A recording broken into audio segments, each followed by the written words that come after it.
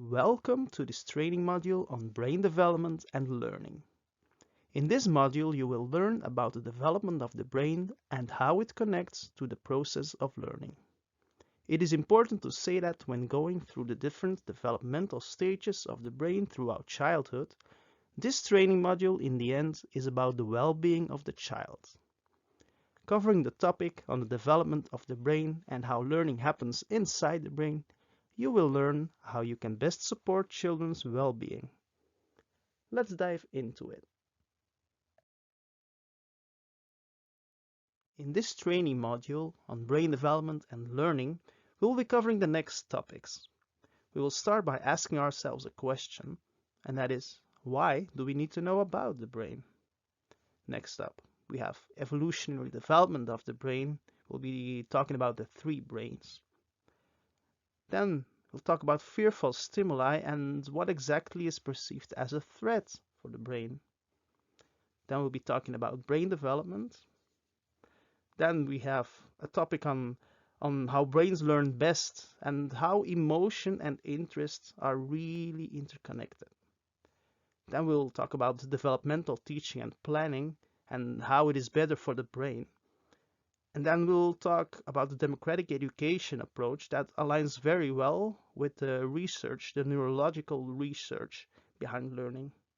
And at the end, we have an exercise for you. So let's dive into it. Why do we need to know about the brain? When we learn something new, an important first question to ask ourselves is, why do we need to know this? The easiest answer to this is that the brain is the place where learning happens. Of course, we also have our senses and our body through which learning processes occur, but in general, the way we process information, where we store it, and how we memorize it happens in our brains. By learning how the brain works, you will also be able to understand why learning sometimes or often also cannot happen.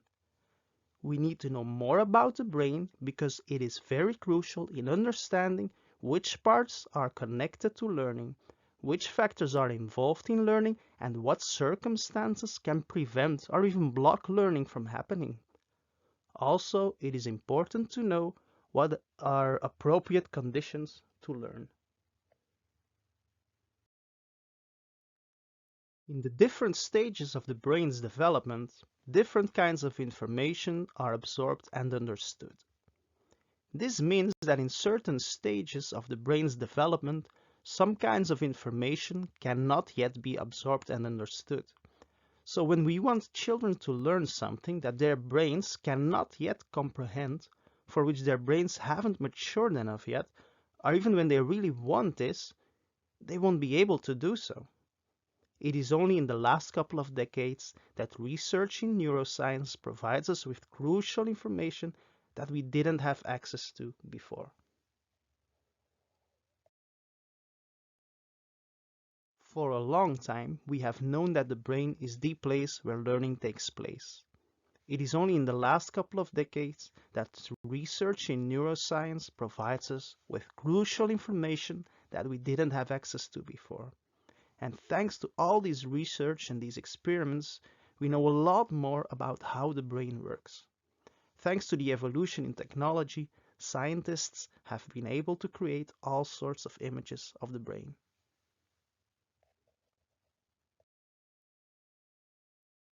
These images enable us to see what is going on inside the brain when people are engaged in learning. These images also provide us with information on what blocks learning from happening.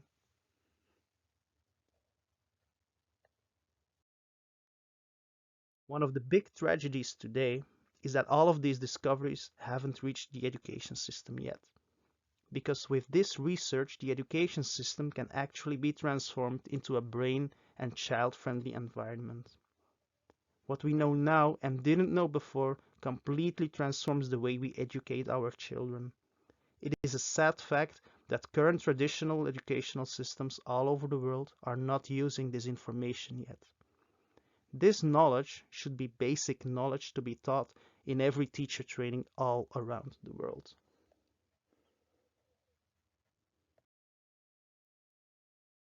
Now let's go over some basic brain facts. The brain is made out of 60% fat.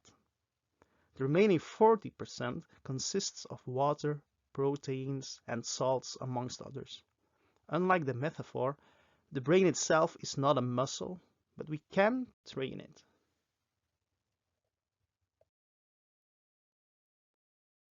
What is very important to know about the brain, and very connected to this training module, is that our brain has grown during evolution.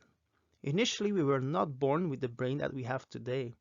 Our brain is a product of millions of years of evolution. Throughout the ages, the brain continually adapted and evolved. Because of these evolutionary developments, the brain is usually described as three brains in one, because the brain evolved from one part, after which a second part was added, after which a third part was added, and let's see what the future will bring. The first basic theory of the three brains was first developed by neuroscientist Paul MacLean in the 1960s. MacLean's theory is one of the most popular ones still being used today, and it is very useful in understanding the functioning of the brain.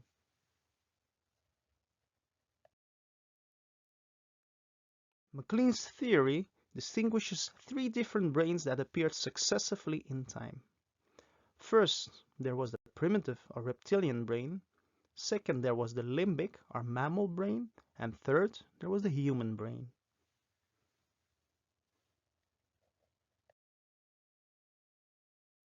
The first part that we had before we had anything else was the primitive brain, also called the reptilian brain. This is the oldest part of our brains and controls basic functions like heart rate, body temperature, blood pressure, breathing, balance, etc. Important to know about the reptilian brain is that this part of the brain is very compulsive and very rigid.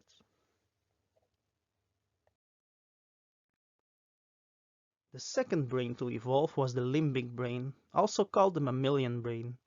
This is our social brain, and it is connected to the evolution of the first mammals. This brain appeared to be able to survive in a social world, things like bonding with the mother and cooperating with the members of a tribe.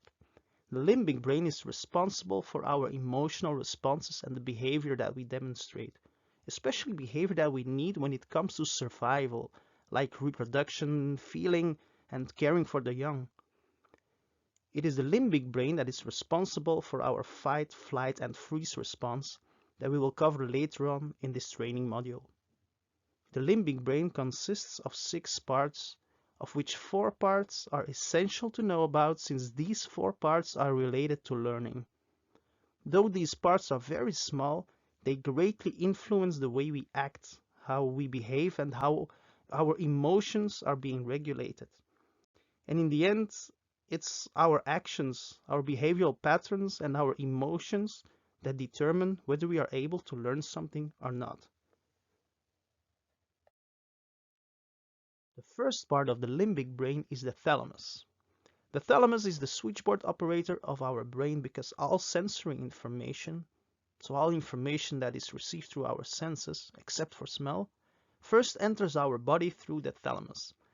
Next, the thalamus decides to which parts of the brain this sensory perceived information will go to.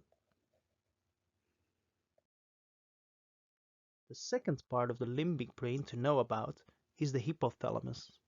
The hypothalamus is the size of a coffee bean.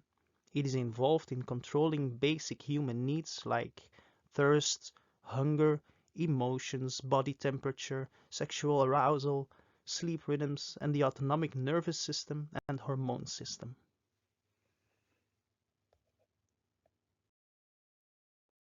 The third part of the limbic brain is the hippocampus.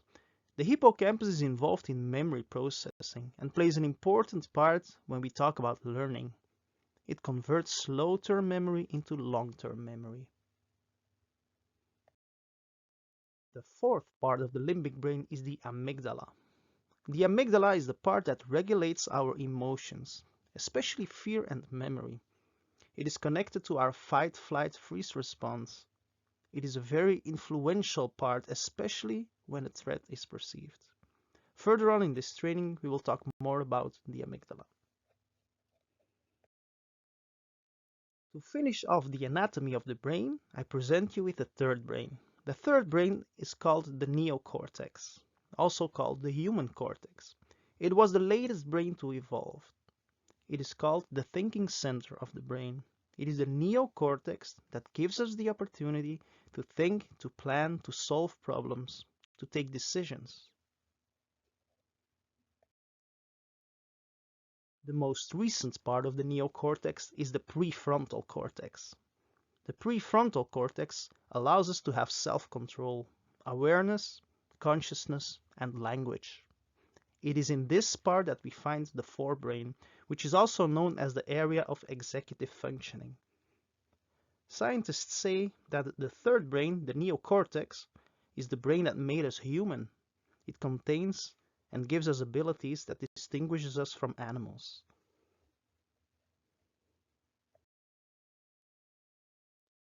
What is important to know in connection to learning is that the older brains, the reptilian brain and the limbic brain, are primal brains. So in a sense, we can say there is this kind of brain hierarchy. The reptilian brain and the limbic brain, they can and will take control when something is perceived as a threat. So basically, they can completely shut down the neocortex, which is our thinking brain.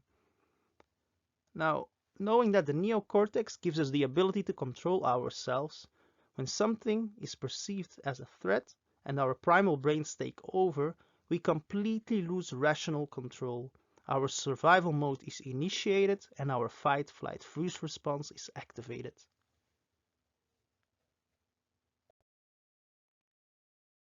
Now let's get back to the amygdala. When we perceive something as a threat, when we experience fear in a way, when we experience stress, what is happening inside the brain is that this acquired fear information, the perceived threat, is immediately sent to the amygdala. The amygdala is a part of the limbic brain responsible for fear processing. Only when no threat is being perceived, if fear or stress are not being experienced, it is the thalamus, remember the switchboard operator of the limbic brain, that forwards this information to the neocortex, the thinking or human brain, where we can think and process what we are seeing and hearing. So to conclude this slide, it is very important to know that when something is perceived as a threat, all learning processes and all rationality is being shut down. This image presents us with a clear view on what happens inside the brain when a threat is perceived. When we talk about threat, we are not talking only about a physical threat. In earlier times, it was mainly connected with physical threats. We had to, for example, run from a bear in order to survive. Now, a very interesting discovery was recently made. Scientists have discovered that the amygdala doesn't distinguish physical threats from emotional, psychological threats. So, what if it is not a bear that is waiting for you? What if it is your boss or your colleagues? What if it is your teacher? What was recently discovered is that potential threats, so threats we are just imagining ourselves, have the same power as real threats. We are talking about our thoughts, and thoughts do not take place in the present moment. So everything connected to fear and stress can shut down our reasoning and thinking skills that are located in the neocortex. Now there is a shortcut, a pathway that runs from the thalamus to the amygdala. When an intense emotional experience runs directly from the thalamus to the amygdala, it completely ignores the thinking brain, by which there is no reasoning in whether the emotional experience is an actual threat or not. Another subject very closely related to this is trauma. An emotional and/or physically traumatized person is often more sensitive to stress and anxiety and will have a very hard time regulating its emotions, since the regulation of emotions happens in the neocortex that has a hard time being reached when in stress. This person's fight, flight, freeze response will be activated way more often. So what was once highly adaptive, the running from the bear, now becomes very maladaptive. We don't need this primitive survival response anymore, but still it is being activated. Now let's talk about fearful stimuli and what exactly is perceived as a threat.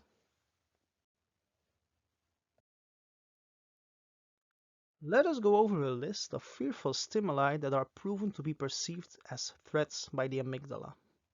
One of them is of course physical danger and the need for physical safety. Studies have shown that social pain also activates the same pathway of the brain as a physical threat does. So this pathway that runs from the thalamus directly to the amygdala, ignoring our rational brain. So basically the amygdala can be triggered by any attack on our self-being and our self-esteem. This means that things like condemnation, criticism, accusation, mockery, humiliation, insult, irony, ignoring can cause us emotional and social pain. All of these fearful stimuli follow the same pathway from the thalamus to the amygdala and completely shut down our thinking brain. Also included in the list of fearful stimuli are stress and fear of not knowing, testing, pointing out mistakes, being guilty. And this is factually the case of what happens in most traditional schools today. When faced with shame of not knowing or faced with mistakes, the brain reacts as if it was facing physical danger. The same neurological pathways is once again activated and generates the fight, flight, freeze response, and the thinking brain is shut down, which makes it impossible for the brain to learn at this moment. On the right side, you see a typical school report that actually provokes a lot of shame and stress in children. This is one of the best methods to assure that the brain is incapable of learning because the brain is in stress. Courage, vulnerability, shame, and empathy researcher Brené Brown defines shame as an intensely painful belief that there's something about us that makes us unworthy of love and belonging. She says that for children, especially those in primary school aged around 10 years old, shame is literally the threat of being unlovable. Shame is actually neurobiologically, in primary school, experienced as trauma. Because when you're not lovable and you're dependent on safety, nurture, food, and shelter, then that's a threat to your survival. Moreover, shame is highly correlated with addiction, with depression, bullying, violence, eating disorders, and suicide. Experiences that are also being perceived as threats, especially for younger children, is when they are hungry, thirsty, when they're tired, when they're sleepy, bored, when they need to move, or when they are in a very intense emotion. When, for example, something intense happened at school or in the family and the child is in a very intense emotional state, we need to understand that on the level of the brain, there is zero possibility for the child to learn. I want to share with you the following very impressive conclusion of a research that was done by David Rose, a neuropsychologist who works with children with learning disabilities. As a result of years of work and research, he and his team concluded that the most common learning difficulty in schools is not physical or cognitive, but it's emotional. The hardest thing for our team was to give back the children a different experience, different of what has happened to them in school so far. The scientists used the metaphor and said that these children look like they are in the jungle and are constantly surrounded by lions. They used this metaphor to point out that these children were frightened, they were stressed and terrified at school. In these conditions, it was completely impossible for them to learn anything. I'm saying this because mostly we consider the concept of threat as a word too big and too fueled for school experiences. Are these children really perceiving school as a threat, with its everyday testing, grading, and comparing? Out of many researches that have been made on this topic, we can conclude that this is exactly how they are perceiving school. Here I present you with some headlines of the latest research on the topic of brain development and learning. Nowadays, it turns out to be very easy to measure whether children in school are in stress. And yes, they are. Scientists have created tests that can measure the cortisol levels of the students. Cortisol is the main hormone of stress. And what the scientists found out again and again is that the cortisol levels of children in school are very, very high. So they are in a lot of stress. And to repeat once again, when children are in stress, they are unable to learn. Researcher Joe Dispenza says that stress usually is created when we can't predict the future outcome, when we feel that we can't control the situation, only have the perception that there is a threat, a danger, or a perception that something is going to get worse in our lives. When the stress response is activated and you can't turn it off, now you're headed for disease, because no organism can live in emergency mode for an extended period of time. And when it becomes chronic, it can become very dangerous. Now that we know that stress is the most common cause of illness, also within children, it is crucial that we start rebuilding our education system into something that is more child-friendly and where these threats are eliminated. So the main thing that we need to ensure in any learning environment is emotional safety. Emotional safety and the ability to learn have been highly correlated in a lot of educational and brain research.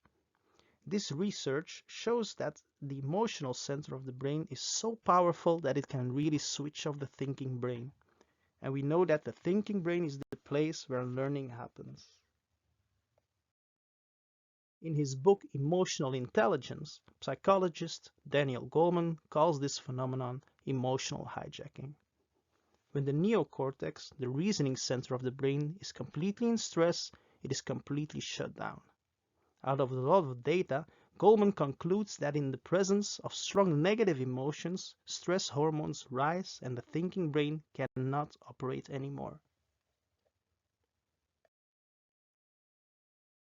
So a learning brain, and this is the bottom line of this training module, is a brain that feels safe. So if we want children to learn, the worst environment that we can create is an environment where they experience stress and where they are nervous because they are being tested and graded, or they are compared to each other, or they are ashamed because they made a mistake, or they are accused or judged because they don't know something. And of course, this list goes on and on. So a relaxed brain, a brain that feels safe, is the first condition if we want to support learning. In order to do this, we need to remove all the factors that can provoke fear, anxiety, and stress within children. The same goes for teenagers and adults. I invite you to think whether it is possible to learn something when you are in stress or are experiencing fear. Maybe if your life depends on it, you will learn it, but in general, this is not the best condition in which you can memorize information. In order for children to learn, they need to eat and drink when they are hungry or thirsty. They have to be able to move when they feel like. They have to be able to rest when they are tired. This is something that we are hugely underestimating in traditional schooling. And of course, it is very important that they can change activity when they are bored. Also, they have to be able to receive support when they are experiencing strong emotions. Now let's move on to the next part of this training module. In this part, we will go over the development of the brain from birth to adulthood. I present you with the developmental theory of the Swiss psychologist Jean Piaget that a lot of developmental psychologists still see as a valid theory. This is important theoretical knowledge because we can only support children in their learning when we know how their brain develops throughout childhood and what is developmentally appropriate for them to learn. Piaget speaks about several phases of development. The first one he calls the sensory motor stage. This stage spans from birth to approximately 2 years old. During this stage, our senses and our motor skills are our tools to explore the world. So if we want to support children in this stage, we need to give them opportunities to use their senses and allow them to touch, to see, to observe, and to move. The second stage, Piaget calls the pre-operational stage. This stage spans from approximately 2 years old to approximately 7 years old. During this stage, children develop the ability to use symbols, such as words and pictures, and to represent objects as ideas. Take into account that in this part of their development, the child still lacks the ability to do abstract thinking. If we want children from the previous stage, the sensory motor stage, to understand symbols, we will fail. Or what some adults say, they will fail. These children are not stupid. Their brains are just not ready for this. The brain becomes ready at this age. The line between 2 and 3 years old, or the sensory motor and pre-operational stage, is not so strict because we also need to acknowledge individual differences as well. The same goes for children in the pre-operational stage. If we want children in the pre-operational stage to understand abstract ideas and complex thinking, they will fail. This is why presenting children with abstract concepts in their first or second year of school is counterproductive. Even if they really want to understand, they just can't. Their brains are just not ready. Knowledge of verbs and nouns, for example, these are very hard concepts, abstract concepts that can't be understood yet. The third stage, Piaget calls the concrete operational stage. This stage spans from approximately 7 to approximately 11 years old. This is the stage in which more complex thinking is developed. Children start to think more rationally, and they are able to perform more complex operations, but still abstract concept thinking is lacking.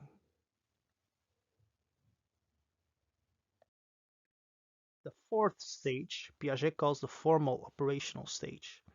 This stage starts at approximately 12 years old and goes on into adulthood. This stage is characterized by the ability to think abstractly and understand abstract concepts. They are able to consider multiple possibilities and to understand, for example, opinions from different angles or perspectives.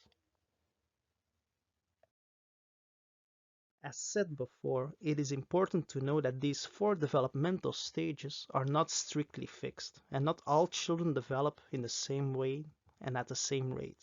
This is just accepting that there are individual differences.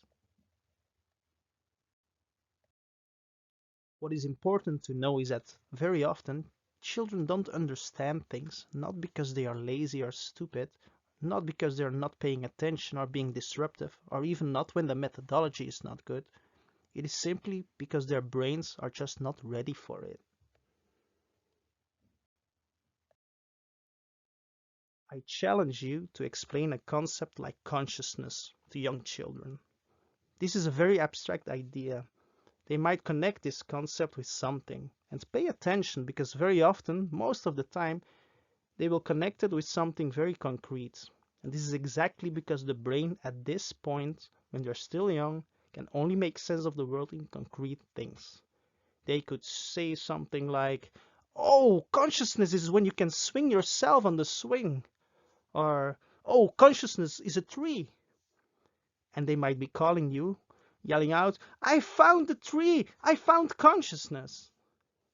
This is a very good example why this theory is basically still very valid, because we can see it and test it with our practice and with the children who sometimes really want to understand something but are just not able to. Then maybe a year or 2 later, they're like, yeah, I got it. Now I understand." What we have seen in this training module so far is very important theoretical knowledge, because when we want to create brain-friendly, child-friendly learning environments, we have to take this knowledge into account. Now we know that emotion has a big influence on our cognitive capacities, so learning and emotion are extremely connected to each other. Let's dive deeper into the neurobiological connection between emotion and interests.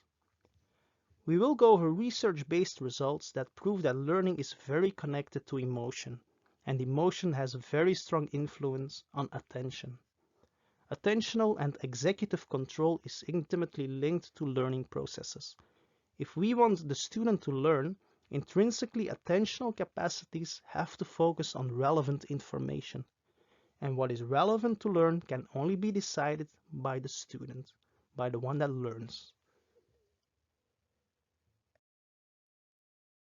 Here you are presented with the results of a research that was conducted by neuroscientist and educational psychologist Dr. Imordino Yang. Dr. Imordino Yang discusses the ideal biological conditions for learning. In earlier times, people claimed that in order to learn well, we needed to get our emotions out of our thoughts. Current neuroscientific research has completely destroyed this paradigm, so to speak. She says that it is literally neurobiologically impossible to think about things deeply or to remember things about what you've had no emotion. The orange spots on this image represent places in the brain where there is more blood flow and more neuroactivity and firing. This activity takes place when people are engaged in learning information that is inspirational and relevant to their lives. It makes them reflect on what it means and who they are and about how they're going to use this information in the future, as compared to things that are not inspirational, not relevant, and have no meaning to their lives and what they feel detached from. In the middle of this image, you see a kind of white stalk. This is our brain stem.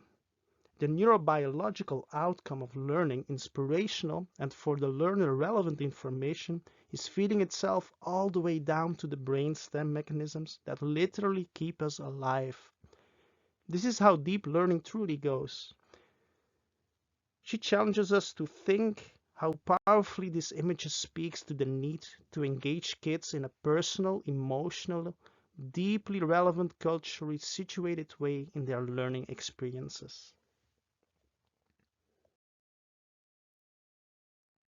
An important factor we need to include when talking about learning is curiosity. Curiosity is this feeling that we experience when we feel open and safe and when we are in a playful state, when we are in a place of exploring possibilities. Curiosity is an essential emotion if we want to learn.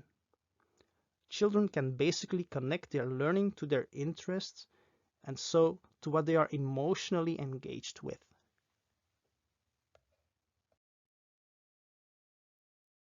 An opportune learning environment is an environment in which children feel safe and where they can learn information that is relevant to them and that has significance and meaning to their lives. To have a meaningful learning process means they need curiosity that can only unfold when they feel emotionally safe enough to explore. Also, they need to have basic knowledge on a topic in order for it to be of any relevance to them. Now we know that it doesn't really work when we present children with subjects they have no connection with. We need to act. For example, today we're going to learn about our monarchy, and I don't really care whether you're actually interested in it or not. And this is basically what is still happening in traditional schools. The teaching approach used in traditional education is teacher-centered. In this approach, all decisions about learning processes are taken by the teachers.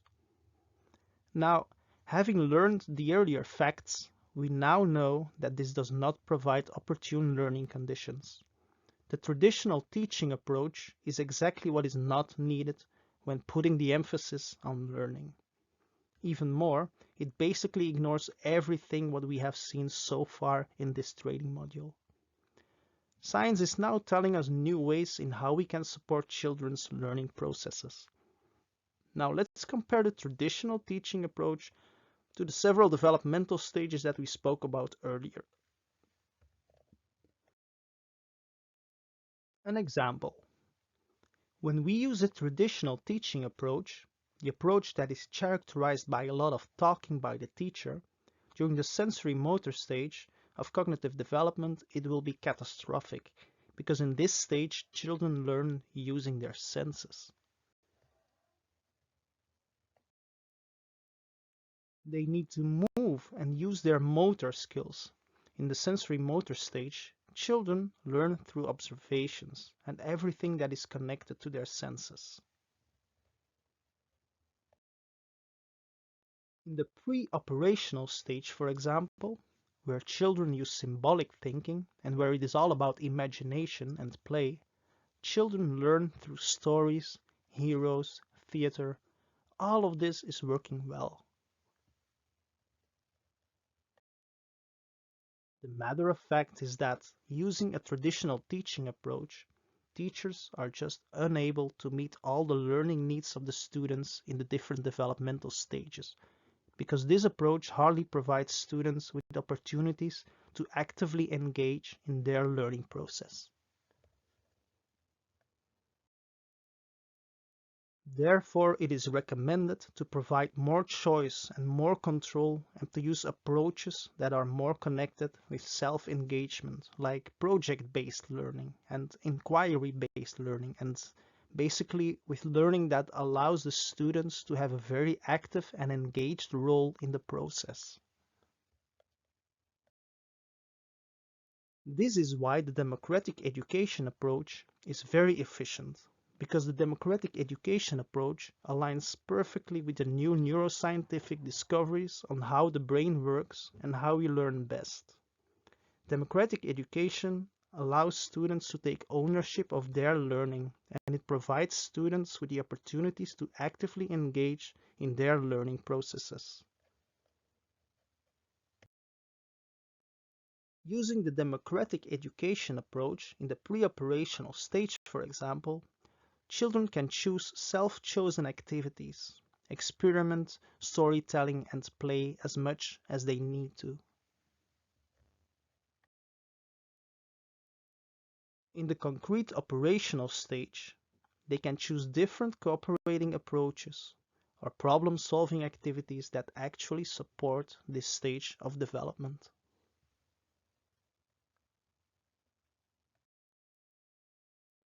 In the formal operational stage, students can practice the development of more complex ideas and thinking by choosing methodologies that actually support these kinds of tasks.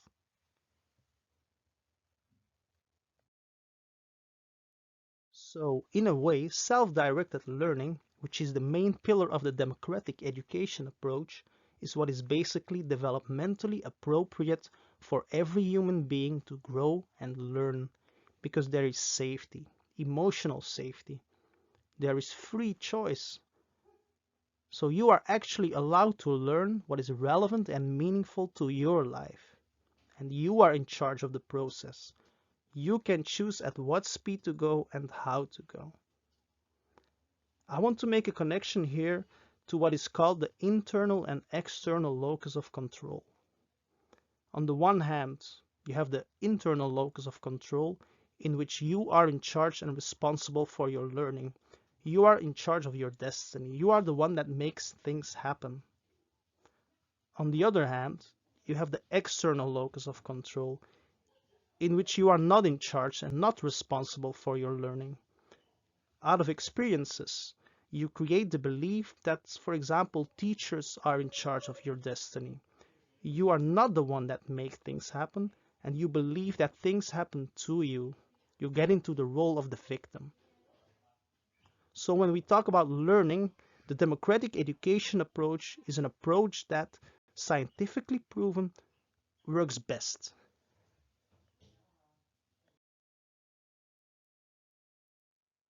To conclude this training module, I leave you with the following questions a brain asks itself.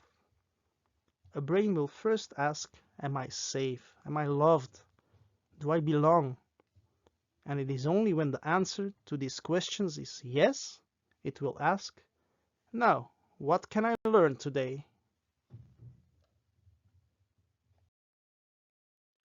Here I give you two exercises. The first one is to make a list. What would make the classroom a safer place?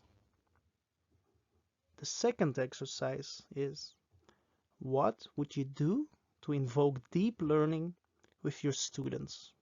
And try it out. Good luck!